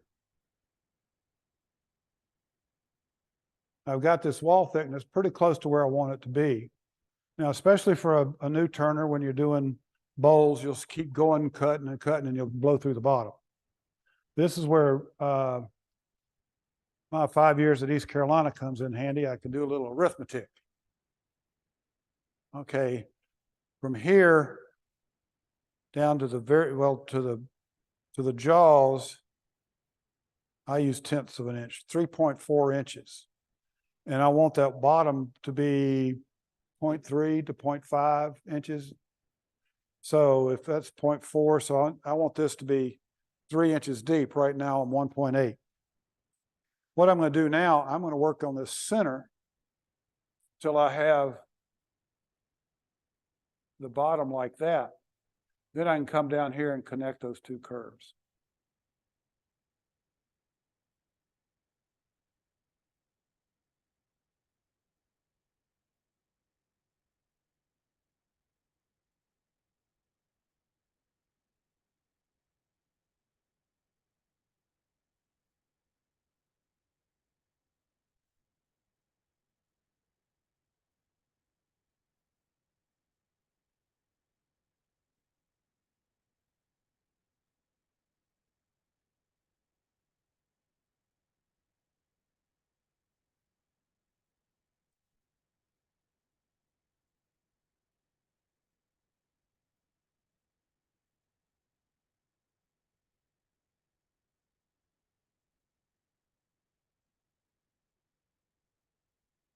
Two 2.3.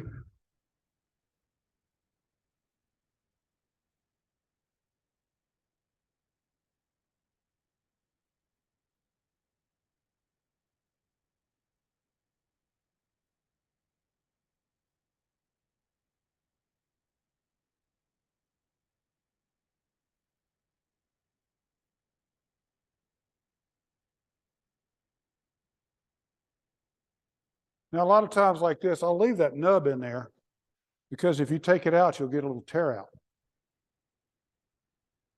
That's 2.7. And this was 3.376. Do one more.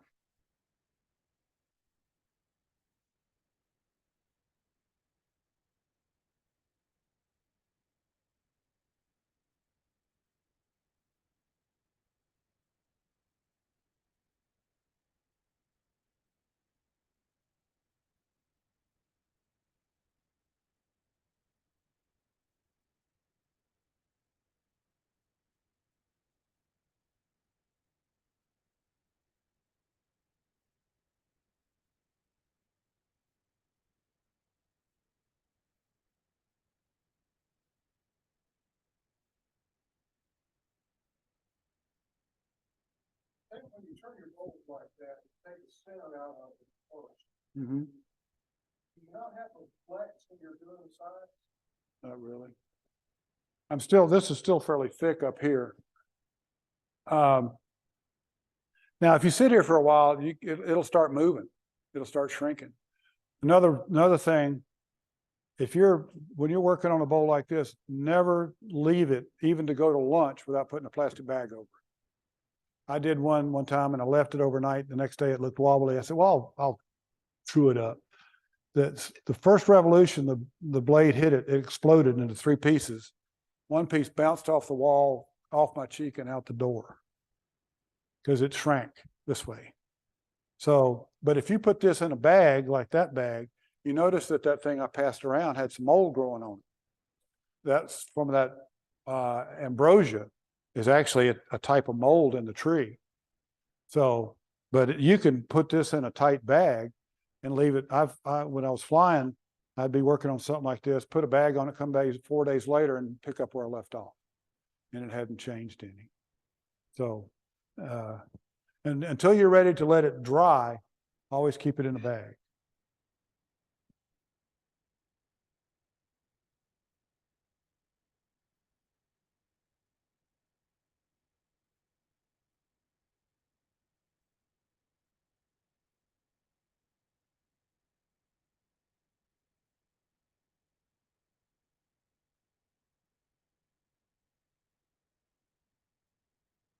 You hear that chirping? Have you ever, anybody turn thing where you get that harmonic chatter? You'll get that ridge that's curved in there. You know, that's starting to do that. And the only way I found to do it is cut your speed in half and move it real slow, and you can take that ridge out.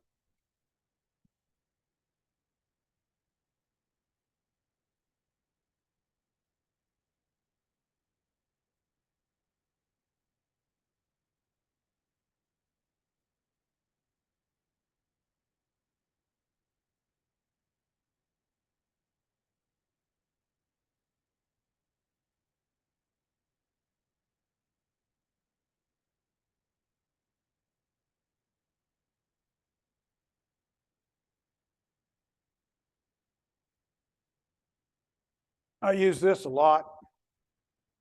This is fairly consistent there. There's, you know, I told you, you're going down grain, up grain, down grain. This has got a little bit of tear out right here that will easily sand out. So what I'll do here, it's that thick. That's a little bit much. Let me do a little bit more. I'll do it one more time. Just one more. You sure you want to sit there?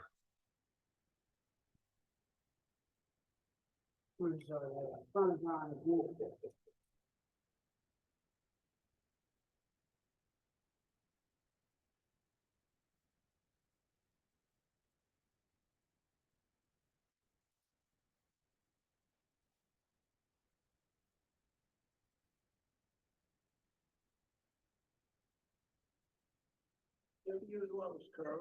Huh? You ever use a curve tool rest to reach inside? I've got one that, yeah, I sometimes, but I can do the same thing with this one. Just move it in like that. I thought that was a panacea, and it's not. I've got a little bit of that harmonic thing right here. So I'm going to turn the speed down. It was at 600. I'm going to turn it down to, this says 400. And I'm going to do this backside cut.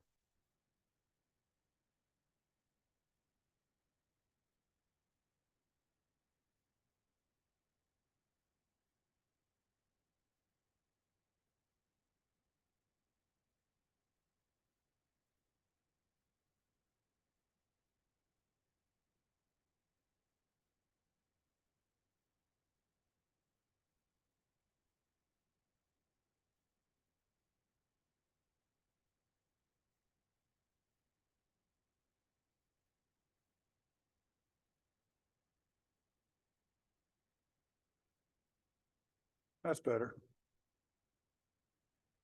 Now this, I brought this other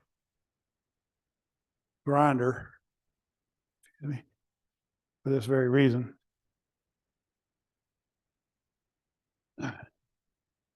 Angle grinder This is a nice one, a Hitachi, but you can get them at Harbor Freight for $25. When they start screaming and making noise, just throw it away and get another one. This burr is called a Holy Galahad. This is a medium. You can they cost about $95 now. They're carbide tips. They don't wear out, but they do get dull. I've been through several of them. But for something like this, rather than try to cut it and get a big tear out, especially if it's end grain, I'll do this. Now, I know safety first, there's a safety guard that goes on this, but I can't ever get it in where I want, and I've got a scar on each finger to prove it.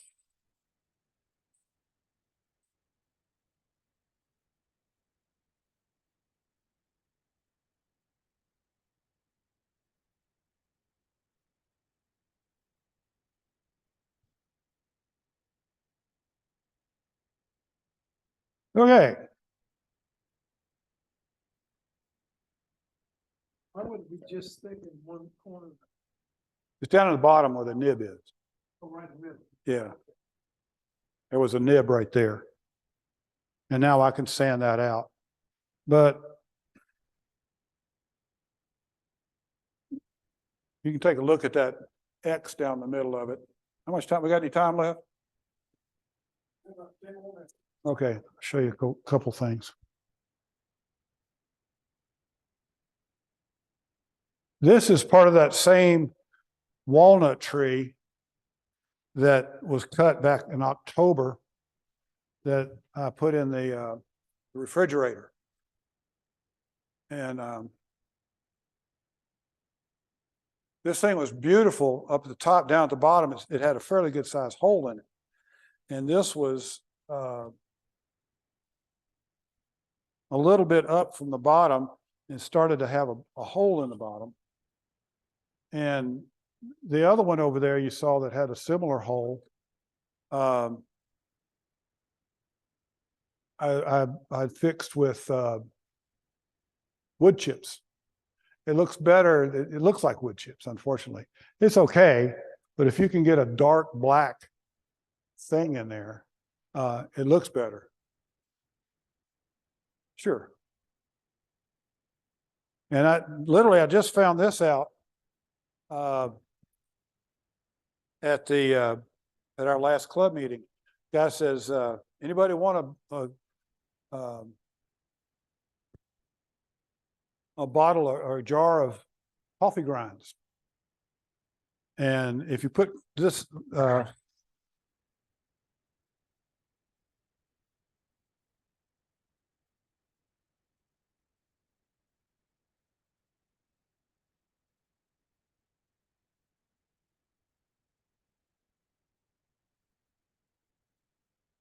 now what this has got, this was fairly soft, and I stabilized it with super glue. And just thin super glue if it's just a little bit punky, thicker super glue if it's a lot punky.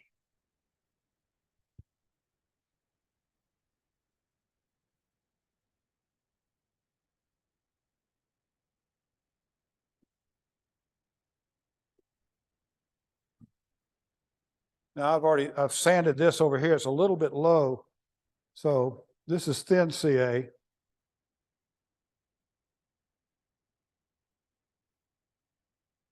Can you see it in the camera? Huh?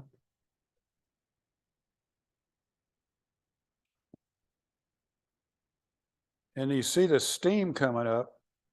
If there's a little bit of moisture in there, this stuff sets up so fast, it's exothermic, and it will put steam out that will burn your nose and your eyes badly. It's very uncomfortable. But Thin CA glue. This is thin CA glue. Now you'll see here, and then I've got an activator that'll, but can you see that? And that, when I finish that, that's going to be kind of black. Now on the bottom, you can see where it was really punky.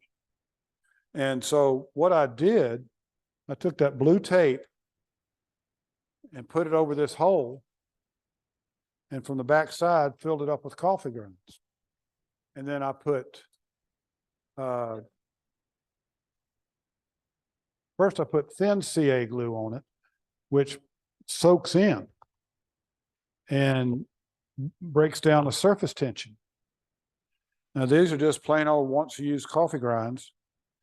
And what I'm gonna do here, this is all kind of punky in these things. And because this thing was so punky, I used an expansion jaw to put my jaws out instead of squeezing in, because there wasn't anything in here to squeeze. And what I'll do when I'm done is I'll turn these into legs, a couple little feet. I'll mark feet here and here and here, and then I'll grind out and blend it together. But this is Would you put that on there if it were on the top? I did. Okay, but not on all of it.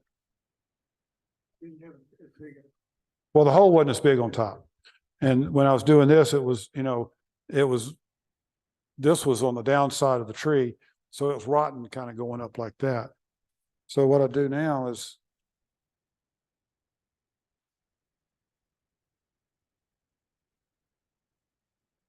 Once you use coffee grinds, can you use unused coffee?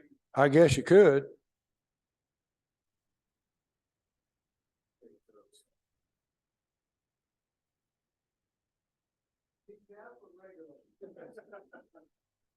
I don't know. I think it's regular. Actually, it is regular because this came out of my pot. You want to kind of saturate it, and you'll see it soaking in. And when this stuff cures, it's a polycarbonate plastic, just like one of those face shields that they have at the bank, keep you separated. It's plexiglass.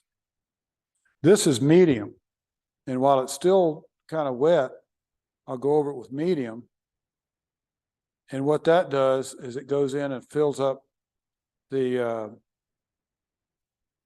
air pockets and makes it more of a solid. So you just go around and around like that.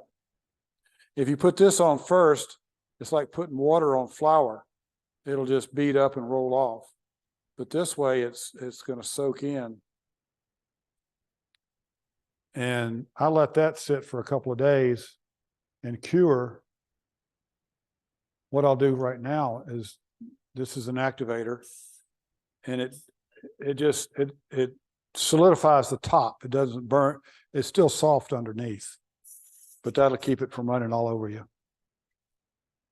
But when I put finish on that, that'll be pretty much black, which looks better than the wood chips.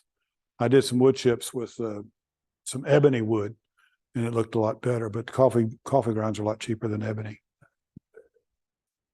So for now, and I'll show you one other thing and I'll quit talking.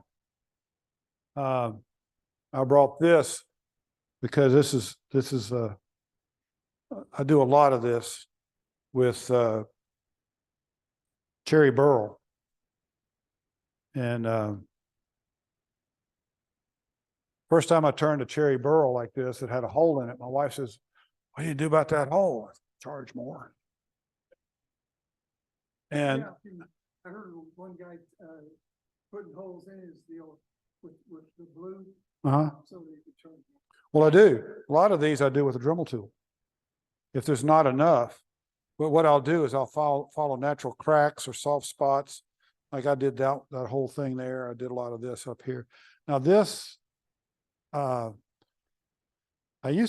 also do it with turquoise color. This is sand you get at Michael's. And they call this, I don't know what they call it, decorative. Anyway, I call this sapphire color. But you can get. Yeah, for $4, $3.50, $4, you get a whole thing of this. What do you ask for? Huh? What do you ask? Colored sand. if their layouts are all the same, when you walk in, you just go a little, and it's down this aisle about halfway down on the left. Most of them are brown, white, tan, whatever, but there's a turquoise color and a sapphire color. And this one, where's that one I passed around that's back there?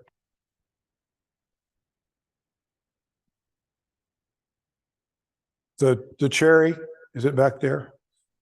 No, that one didn't have any in it. Never mind. That's just, that's okay. I didn't bring that one.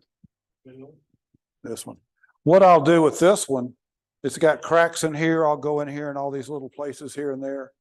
I'll do that. This thing here in the middle, I'll cut it out and do it all a great big, and you don't know that shape was round. You know, I'll make it oblong or something like that.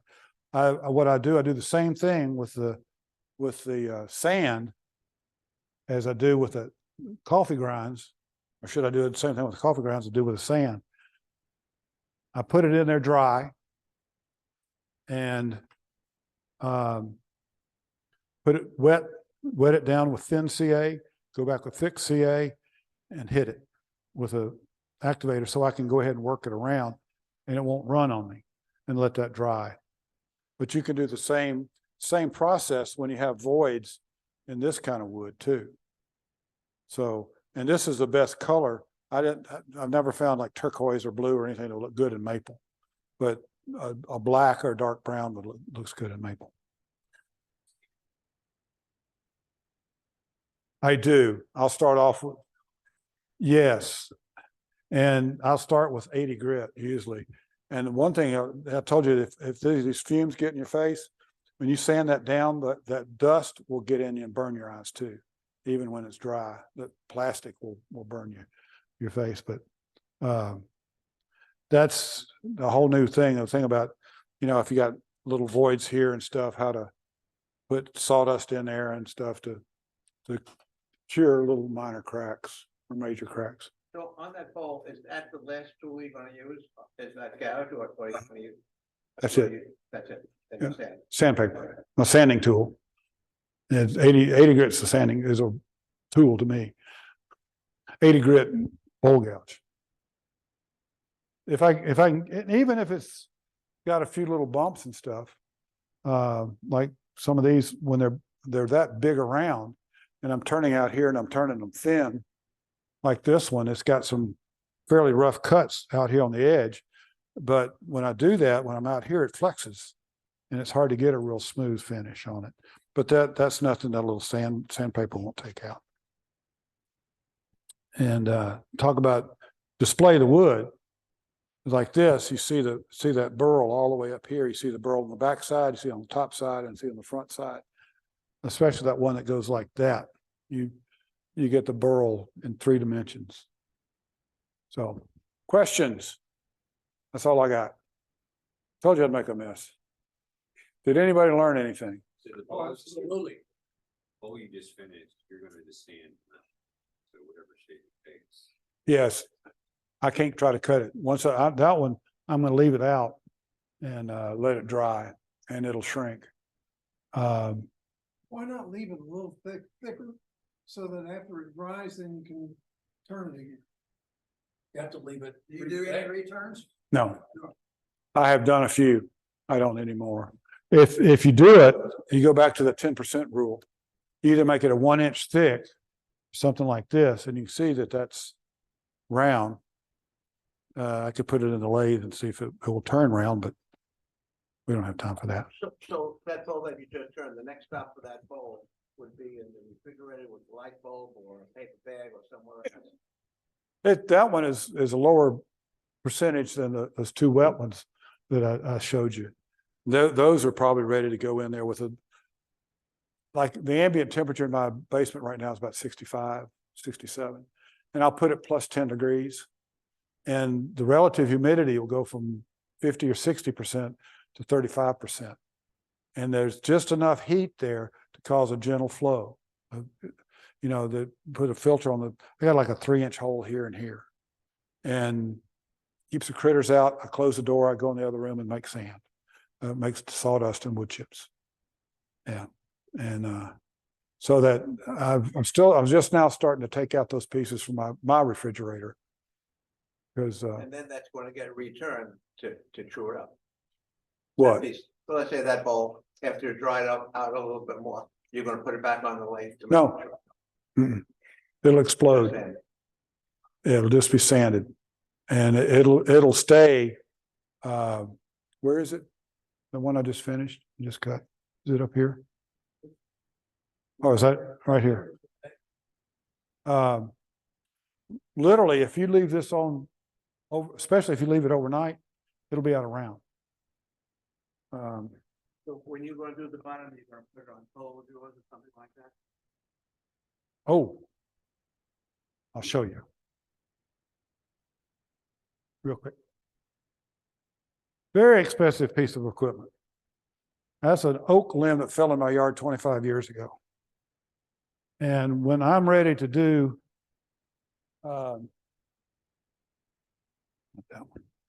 this one,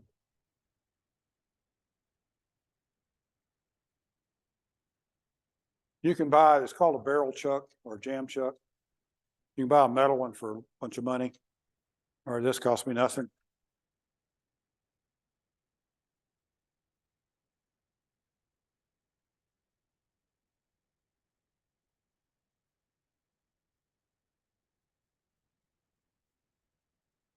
That's why I say it's a good idea to leave that center point in there all the time.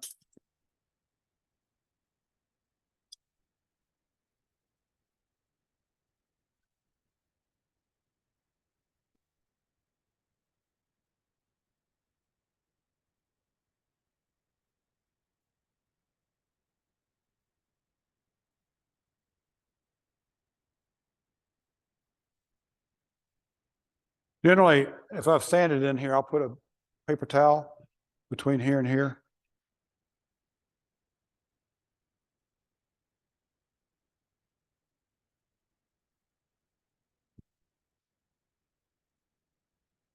Now you can see some little tool marks right there.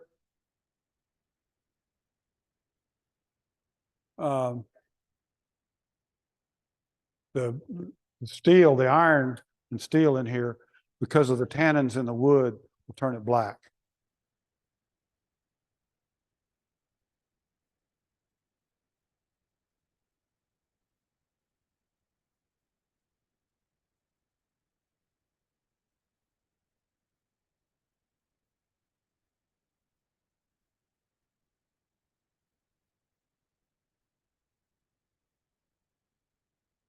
And then actually, well, I can go ahead and do that now. I'm not going to use this. I'm not going to turn this anymore. So that's a little bit high.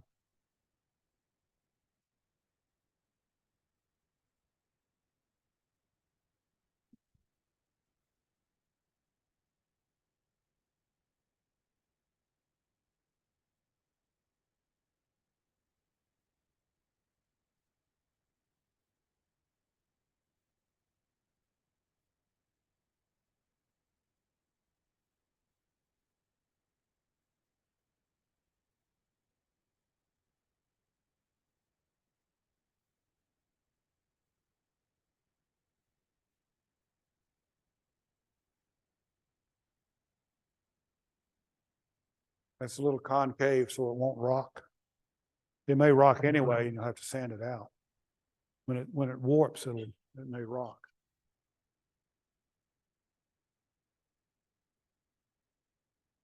I may use that to spin sand it.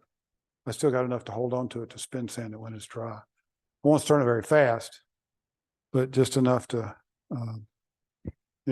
sand it out. But that's ambrosia. There's those ambrosia beetles in their galleries. And this doesn't have any, whoops, I don't like that. Right here is a crack that just has come up that came from the heart. And yeah, I just finished doing it. So I'll show you what you can do with that. It may or may not grow. when I'm sanding on the lathe, and I'm just putting walnut, or especially if I'm doing ebony or something like that, I'll put a folder, just a manila folder thing, hold it open, do my sanding, even though I've got a vacuum system taking the dust away, the heavy particles will fall down here. And I save those. This is maple. And it's there. And I'll put this on here.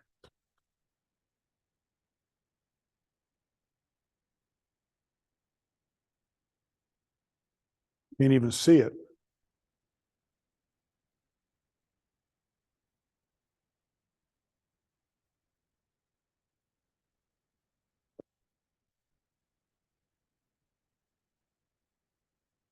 It'll be a slightly different color, but nobody will ever notice it.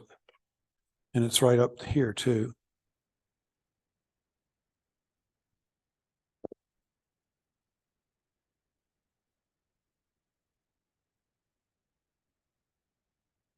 Oop. There's one on the other side too.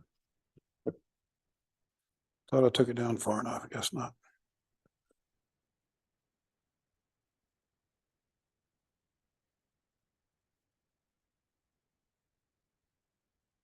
That may stop it. I don't know. If it does go bad, then I could possibly put it on here and cut it down below that. It's like a piece of cellophane. You got to get past that cut for it to stop it. Okay. Any questions? Any more questions? I'll make up something if I don't know. Thank you.